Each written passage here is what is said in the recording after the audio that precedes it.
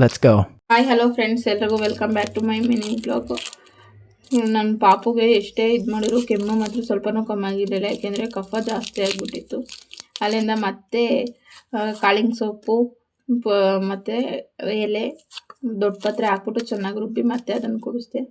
ಆಮೇಲೆ ಇವತ್ತು ಸಿಕ್ಕಾಪಟ್ಟೆ ಕೆಲಸ ಇದ್ದಿದ್ದರಿಂದ ತಿಂಡಿ ಏನೂ ಮಾಡಲಿಲ್ಲ, ಸಿಕ್ಕಾಪಟ್ಟೆ ಹೊಟ್ಟೆ ನೋಯ್ತಿತ್ತು ಅಂತೇಳಿ.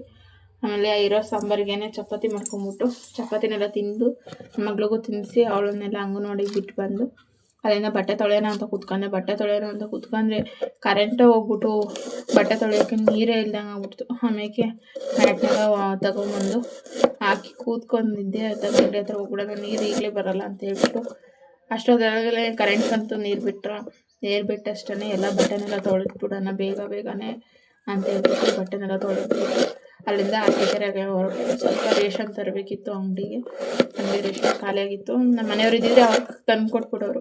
ಆಮೇಲೆ ಆ ರೇಷನೆಲ್ಲ ತೊಗೊಂಬಿಟ್ಟು ಅಲ್ಲಿಂದ ಮತ್ತೆ ಸೀರೆ ಕುಚ್ಚೋಕ್ಕಿತ್ತು. ಸೀರೆ ಕುಚ್ಚೋಕ್ಕೆ ಮತ್ತೆ ಅಲ್ಲಿಂದ ಐಟಮ್ಸ್ಗಳೆಲ್ಲ ತೊಗೊಂಡು ಅದನ್ನೆಲ್ಲ ಇಟ್ಕೊಂಡು ಆಟೋದ ಹತ್ರ ಬಂದು ಆಟೋ ಹತ್ರ ಬರೋ ಅಷ್ಟೊತ್ತಿಗೆ ಸುಸ್ತಾಗಿ ಹೋಗ್ಬಿಟ್ಟಿತ್ತು. ಯಾಕೆಂದರೆ ಎಲ್ಲದನ್ನೂ ಕೈಯಲ್ಲಿ ಲಗೇಜ್ ಇಟ್ಕೊಂಡು ದೂರ ನಡಿಬೇಕಲ್ಲ, ಅದಕ್ಕೆ ಅಲ್ಲಿಂದ ಬಂದರೆ ಟೈಮ್ ಆಗ್ಬಿಟ್ಟಿತ್ತು. ಮಗಳೂ ಬೇರೆ ಕರ್ಕೊಂಡ್ಬಂದಿಲ್ಲ.